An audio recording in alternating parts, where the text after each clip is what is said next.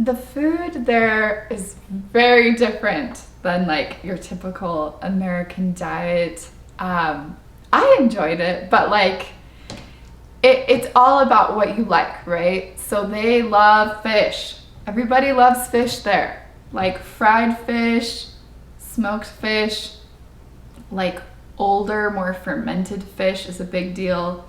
Like they'll like hang it to dry in like the market and then they'll like refry it. And so it like smells very fishy. And I like never thought that I would enjoy that, but I really acquired a taste for it. So actually I like they call it toyo, and that's like the smelly fish. And you dip it in like soy sauce and like, well, you eat it with your hands usually, and then the smell stays on your hands for like days. But it tastes so good. And you dip it in this like, it's a mix of like these little tiny lime things called calamansi. So it's like the juice from those, like tiny little cute limes. And then like soy sauce. Soy sauce is like a big part of their diet. Same with oyster sauce, same with vinegar.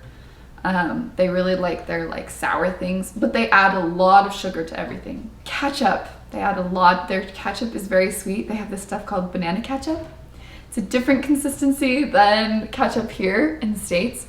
But again, I really like it.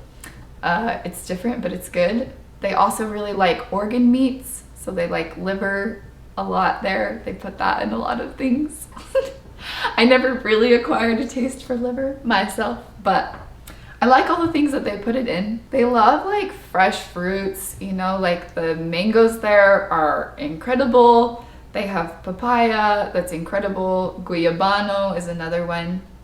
Jackfruit is a big one. They like have so much fresh fruit there. But I really like the big, strange, spiky fruits and the little strange spiky fruits, because they have a lot of those in tropical places apparently. And I just enjoyed all of them. Lanzones, rambutan, like they're all really good and easy to eat. The hardest things to eat are probably buko, which is just like the young coconuts. And those are everywhere. Everybody's always selling buko juice, which is just like the water inside, and they'll mix it with sugar and then sell it to you cold by the side of the road. And it's so good. Yeah, the fruit there is amazing. And they love like stewy kind of dishes. So like everything goes over rice. Like you have rice and then you have ulam. And ulam is anything that goes on the rice. But you start with rice. like people would just give you like a plate of rice and then you put like whatever you want on it. And then they'll always tell you while you're eating, there's some more rice. Don't worry, there's some more rice. Like you can get more rice. And if there's not rice with your meal, they'll be like, how could you possibly be full? You know, because you didn't have rice. So it is like at the center of Filipino food.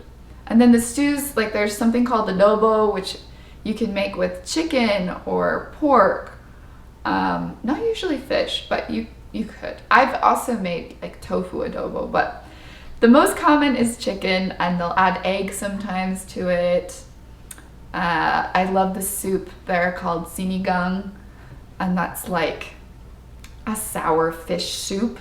Well, actually no. So you can make sinigang na isda, which is a fish, sour fish soup, and then you can make sinigang na baboy, and that's like a pork soup. And then they have this like comfort food soup that I really like with chicken and ginger and like this vegetable called sayote, and that's really good. It's very refreshing. And again, you pour it over the rice. You ate the soup with the rice, like they're not separate. Everything goes together. They love this like shrimp paste that's very salty called bagoong. And they'll put it on these like sour green mangoes called Indian mangoes, I think. I really like those as well. And then they have, I'm trying to think what else. Bananas are huge. I never really liked bananas actually until I went to the Philippines. So that's a testament to how great their bananas are, but they have different types.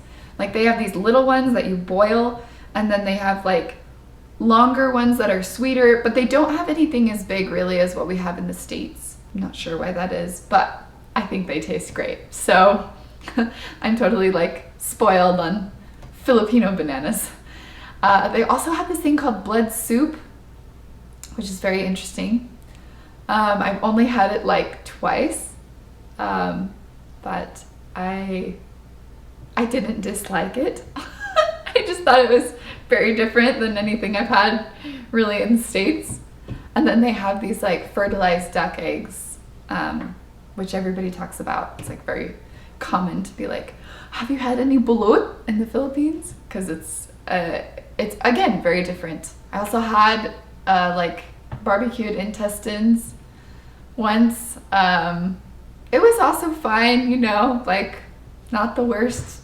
No, it was fine. Just again, very different. I think when you go to a new place with different food, you really have to like have an open mind, an open stomach, because you will be exposing yourself to tastes that are so different than like your home, like your home base, your home culture. And I'm grateful because my parents, I feel like, have always made food that was from like different places in the world. So I didn't really have any exposure to Filipino food before I went there, but I was used to eating like kind of different things than like your standard, you know, meat and bread and mashed potatoes.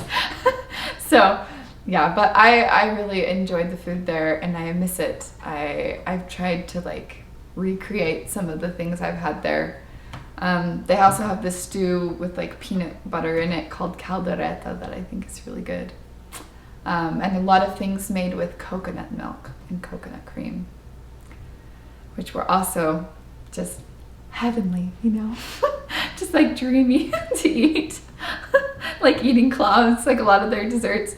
They have this thing called mango float or like mango graham cake, and it's like sweetened condensed milk and graham crackers and mango just like layered and they just like pour like coconut cream and stuff all over it, and it tastes amazing. They put it in like the fridge, make it really cold.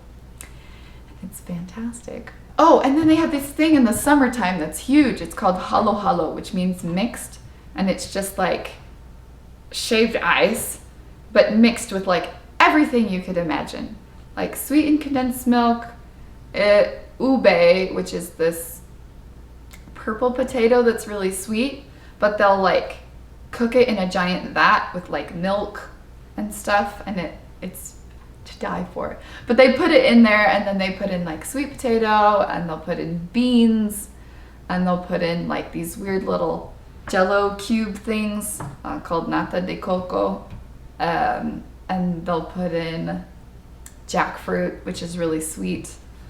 And yeah, it's fantastic. Again, you just mix it all together, and everybody's halo halo is different. Like some people will put one thing in and other people will put another thing in. So you never know what you're gonna get. Everywhere you go, you will see little stands during the summertime. And if you're sick, they will not let you buy it.